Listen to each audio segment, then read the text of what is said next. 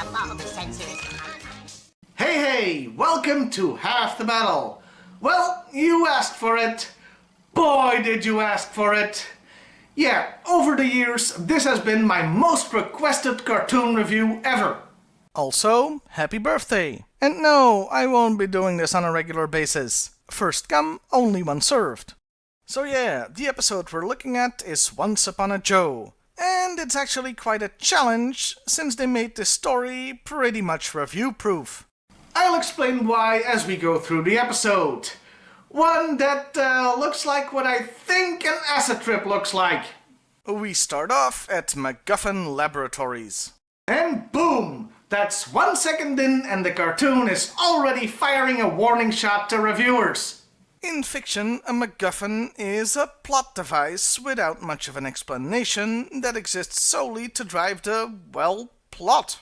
Cobra attacks the facility because, well, just watch. All we want is the MacGuffin device. Yes, the MacGuffin device, or literally, the plot device. Buzz Dixon, the writer of this episode, is having some fun today. By the way, Cobra sends Stratovipers in trucks. Stratovipers. You know, the Night Raven pilots in trucks. Also, one of them is fat. Now, I'm not one to body shame, especially since, glass houses and all that. But Stratovipers are surgically altered top-of-the-line fighter pilots. I would think that kind of job has a body mass index limit on it. Anyway, the scientists managed to raise the alarm. In fact, they have a direct link to G.I.Joe headquarters, so the Joes scramble. Red alert! Red alert! All Joes report for duty. This means you, Shipwreck. All right, I'm going! And isn't it convenient that every crisis is within easy driving distance of Joe headquarters? Then again, this is the G.I. Joe universe, where Cobra has some sort of scheme going every week. So I'd probably build my lab where I work on weird crap close to the Joes too. Meanwhile, we meet Bobby and Jenny, two kids living in an orphanage. One that looks like a cross between the Addams Family House and Arkham Asylum. How come we never get a bedtime story, Bobby? Why do you think? 'Cause we're orphans, Jenny. You know, I'm pretty sure even orphans got bedtime stories back in the 80s. This wasn't the age of Oliver freaking Twist. They spot the Joes since the orphanage is right next to the laboratories. Now that's just poor urban planning. And you can probably guess where this is going. Sure enough, a battle breaks out, and we are at least getting an explanation, sort of why the Stratovipers were sent, as they have fire bats with them. Though, in that case, shouldn't they be AVACs? You know, the actual pilots of the fire bat? During the battle, two things happen thanks to Shipwreck. Cobra loses the MacGuffin device, and the orphanage is destroyed. Great shooting, Shipwreck. You just shot down an orphanage. Unsurprisingly, well, for this cartoon anyway, everybody makes it out alive. Good shooting, Shipwreck. Real good shooting. Give me a break. I'm sorry. Now, I love Shipwreck's voice actor. I think he does a great job in bringing the character to life. But in this case, he sounds just a little too sarcastic, since the animation shows he's really broken up about it. Anyway, the next day, the Joes return to... Hey, wait a minute. Those kids are still standing there in front of the burnt-down orphanage in their pajamas! Did they spend the rest of the night just standing there looking at the burned-out husk of their former home? Nobody took them to the hospital or something to at least get checked out? And the people who were actually running the damn place just stood there beside them all night? Well, I guess we live here now, kids. Go forage for food in the woods. This may be the weirdest thing about this episode, and that's saying something because I know what's coming next. So, the Joes have come to build them a new orphanage. Meanwhile, Cobra Commander hires Sartan to find the missing MacGuffin device. He'll do it solo since the Dreadnoks are, busy. Breath mints! Oh, Candy mint! Breast mint! Oh, candy mint! It appears, Commander, they're engaged in weighty philosophical debate. This is probably my favorite joke in the whole cartoon series. The Joes are hard at work, and Shipwreck is helping.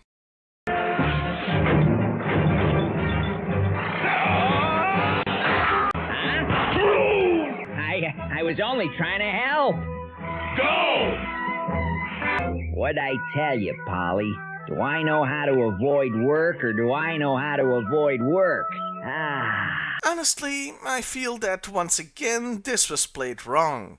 The animation gives the impression he really does want to help, and he seems to feel bad when he's screwing up. But the line delivery changes this, so he seems more callous. At any rate though, he's not immune from emotional blackmail. Good, then you can tell me a story. I don't know any kid stories. Oh, well, that's okay. You're real busy testing wood. I'm just an orphan and... All right. And here's where we get to the meat of the episode. Strap in, folks. Once upon a time, there was this little old shoemaker who lived in a combat boot. That's not a combat shoe. Shipwreck begins to tell the story of the Duke, who lives with his 3 sons, a Leatherhead, a Frogface, and Shipshape. And look, I'd love to be able to just play you these scenes. But Hasbro would block this video before I got to the second hey of hey, welcome to Half the Battle. By the way, anybody whining about Thundercats Roar, G.I.Joe did this back in the 80s. The only real question I have is, why is the Duke dressed like a monk if he sells shoes? Oh, and you may notice Shipshape is playing with a Transformer and a My Little Pony toy. Additional product placement inside your giant toy commercial. Smooth, Hasbro, smooth. Anyway, they are out of food, so the Duke sends Leatherhead to buy hamburgers. It, doesn't go well. Hey, that's the photon torpedo sound from Star Trek. For being such copyright sticklers when it comes to YouTube, Hasbro sure didn't mind ripping off sound libraries in the 80s. Who struck his weakest spot? Next, because they're now out of money, he sends Frogface to trade the family cow for hamburgers. If they had a cow, why do they need hamburgers? 'Cause they... Hey, where'd you come from? Hey kid, pointing out plot holes is my job. You see how this episode is review-proof? As an aside, the G.I.Joe wiki repeats most of what this kid says under continuity errors. That's funny and cute. Most wikis are so dry you get dehydrated just looking at them. Back to the story, Frogface doesn't fare much better. The evil fairy stepmother. She got the cow. That image is disturbing on many levels. Anyway, as a last resort, the Duke sends Shipshape to the hamburger mine that's protected by a big ugly giant. Yeah, at this point I'm just going with the flow. The kid's got my back on this one. Hamburger mine? This just doesn't make any sense. Well, it makes perfect sense to me. By the way, the first 2 bad guys were from Cobra, but the third is just a generic ugly giant. Like Shipwreck gave up coming up with names halfway through the story. Now, that does fit his character. The giant captures Shipshape, so he wishes upon a star for help. And who shows up? But Princess Scarlet, Princess J, and Princess Covergirl. Yeah, you see what I mean with him giving up on inventing names? Those are just their real code names. He's about to eat some spinach, but before Popeye can file a lawsuit, the story is interrupted by Leatherneck, who really feels Shipwreck should be pulling his weight. Do something useful. Look for dead rockets in the forest. We don't want these kids having accidents. You know, I would think that with all these children around, who've been there all night, I remind you, looking for unexploded ordnance should have been their first goddamn priority before doing their Habitat for Humanity project. So Shipwreck goes minesweeping and immediately stumbles onto the MacGuffin device. Unfortunately for him, Zartan stumbles onto him stumbling onto the device and knocks him out. Unfortunately for Zartan, the other Joes have stumbled onto his swamp fire, cutting off his escape. Sure is convenient, everybody discovers just about everything in those woods. Zartan goes for plan B, disguising himself as Shipwreck by stealing his clothes. And apparently pulling a Shipwreck mask just out of his ass. At least in Mission Impossible, they had a machine to make those damn things. He's about to make his escape when he's interrupted by Jenny and an animation error. Hold it right there, Shipwreck. There may be some dreadnought activity in the woods. You keep an eye on those kids while we check it out. Yeah, Beachhead accidentally loses his baklava every once in a while. Anyway, Zartan is forced to continue the story. It, doesn't go too well. Big bad Cobra and his gang were too tough, so there wasn't anyone to protect the Duke and his sons. The strong always win. That's a lot of fun. Don't blame me. Facts of life, kids. Jenny tries to tell the other Joes something is up with Shipwreck, but they take the perfectly reasonable stance to not indulge the little kid, so she goes off on her own. Is nobody watching these kids? Polly finds her and leads her into the woods. Here he is! Now yes, that is a little girl finding a naked sailor in the woods. There are a number of jokes that could be made here, but I'm not touching that one with a 10-foot pole. Anyway, she unties Shipwreck, who goes to confront Zartan, and this is where things get silly. Yes, it's only at this point that I consider things are going off the rails. Remember, kids, might makes right. I don't like this story. Me neither. I think you got my hat. Cobra shows up for what I assumed was generic G.I.Joe vs. Cobra battle number 269, but then Shipwreck manages to get the MacGuffin device back from Zartan at the last minute. And you want to know what it does? Well, there's no easy way to say this. The fairy tale characters come to life and start attacking people, while the thing also disintegrates the Night Ravens.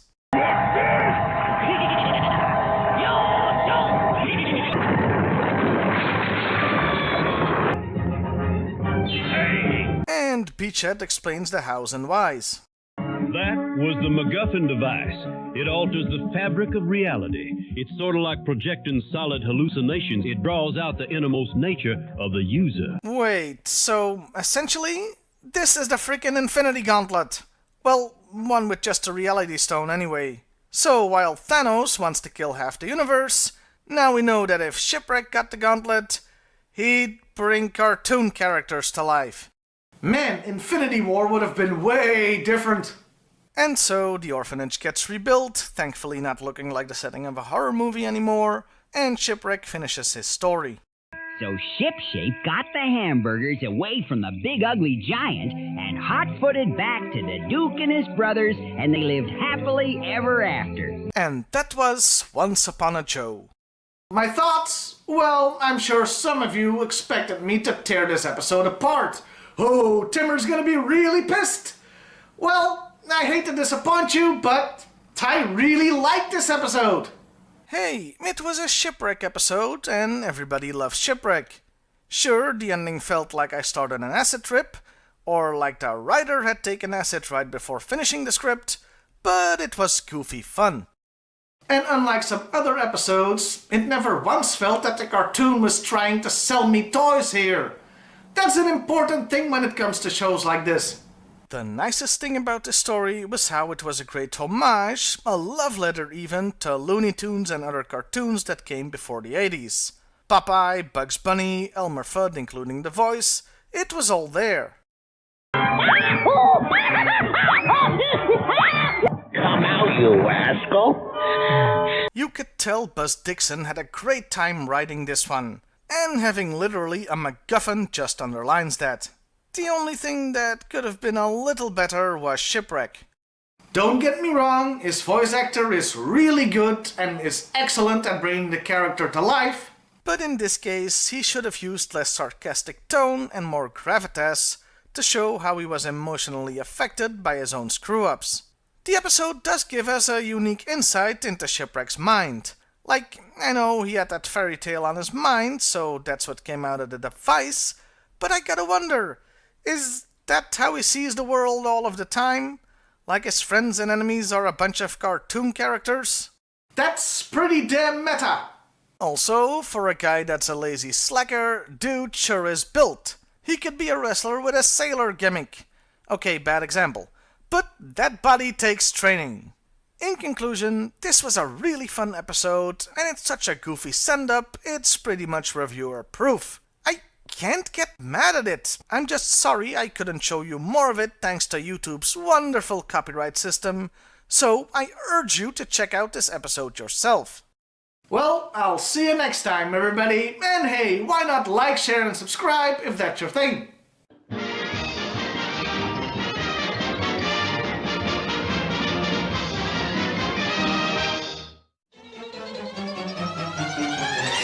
We're tiny, we're toony, we're all a little loony. And in this cartoony, we're invading your TV. We're comic dispensers, we crack up all the censors on action adventures.